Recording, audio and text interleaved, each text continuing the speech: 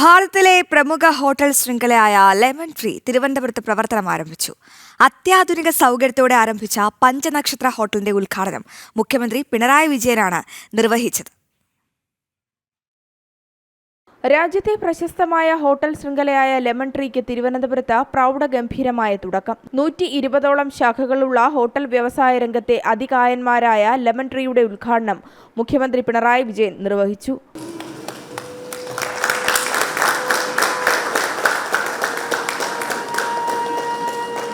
അത്യാധുനിക സൗകര്യത്തോടു കൂടിയ ലെമൺ ട്രീയുടെ പ്രത്യേകതകൾ ഇതൊക്കെയാണ്. നമുക്ക് ബാങ്കറ്റ് ഹാളുണ്ട്, റൂംസ് പല ടൈപ്പിലുള്ള റൂംസുകളാണ്. പ്രസിഡൻഷ്യൽ സ്യൂട്ട് മുതൽ സാധാരണ സിംഗിൾ റൂംസ് വരെ ഉണ്ട്. പിന്നെ സ്വിമ്മിംഗ് പൂളുണ്ട്, പിന്നെ ഡൈനിങ് ഹാൾസ് ഉണ്ട്. 3 ഡൈനിങ് ഹാൾസ് ഉണ്ട്. ഒന്ന് ആൾഡി ഡൈനിങ് ഉണ്ട്, ഒന്ന് സ്പെഷ്യാലിറ്റി റെസ്റ്റോറൻ്റ് ഉണ്ട്, പിന്നെ ബാർ ഫെസിലിറ്റി ലൈസൻസ് കിട്ടിയിട്ടില്ല. Bar facility is coming up.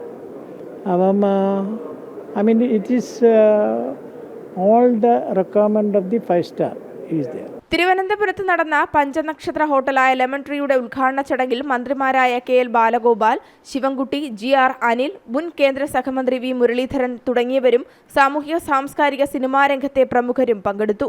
ജനം, തിരുവനന്തപുരം.